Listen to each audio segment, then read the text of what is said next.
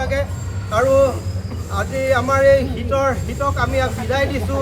এই অগ্নিৰ তাপে আমাৰ হাড় কঁপোৱা জাৰৰ পৰা আমাক পৰিত্ৰাণ কৰিব আৰু আমাৰ গোটেই অসমীয়া জাতিটোৰ যাতে কুশল মংগল হৈ আমি পৃথিৱীৰ ভিতৰত আগবাঢ়ি যাব পাৰোঁ, তাৰ বাবে ভগৱন্তই আমাক কৃপা দৃষ্টি কৰিব লাগে।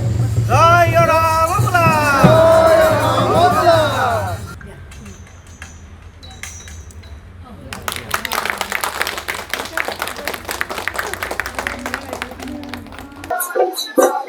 আমি অসম এছ'চিয়েশ্যনে বিহু আজি নহয়, আজি যোৱা 40 বছৰৰ পৰা ইয়াত প্ৰত্যেক বছৰেই উদযাপন কৰি অহা হৈছে আৰু আজি এই বিহুলৈ অহা সকলো ৰাইজকে আমি ধন্যবাদ জনাইছোঁ যে আমাৰ অসমীয়াৰ যি পুৰণা পৰম্পৰা সেইটোক ৰক্ষা কৰি সকলো আগবাঢ়ি আহিছে, ইয়াত ভাগ লৈছেহি।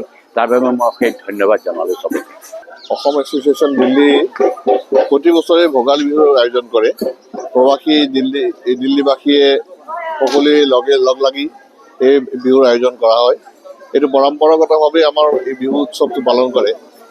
আমাৰ আজিও এইবছৰো আমি পৰম্পৰাগতভাৱেই এই ভোগালী বিহু উৎসৱ আমি আয়োজন কৰিছোঁ। উদযাপন আৰম্ভ হৈছে। ইতিমধ্যে পতাকা উত্তোলনৰ মাজেৰে আমাৰ এই কাৰ্যসূচী আৰম্ভ হৈছে। তাৰ দ্বিতীয় কাৰ্যসূচী মেজি প্ৰজ্বলন এতিয়া ইতিমধ্যে চলি আছে। তাৰ লগে লগে আমাৰ জলপান গ্ৰহণ, তাৰ দুপৰীয়া ভোজ, আমি সকলোৱে প্ৰীতি ভোজ সকলোৱে একেলগে খাম।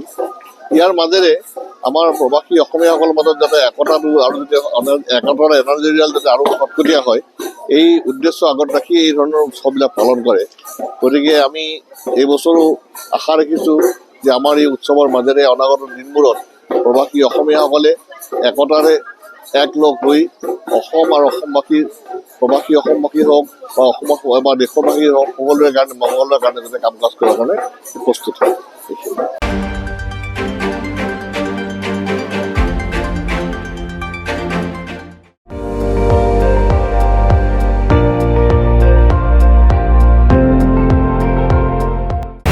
আপুনি চাই আছে ND24, সৰ্বশ্ৰেষ্ঠ নহয় সৰ্বোত্তমৰ দৌৰা।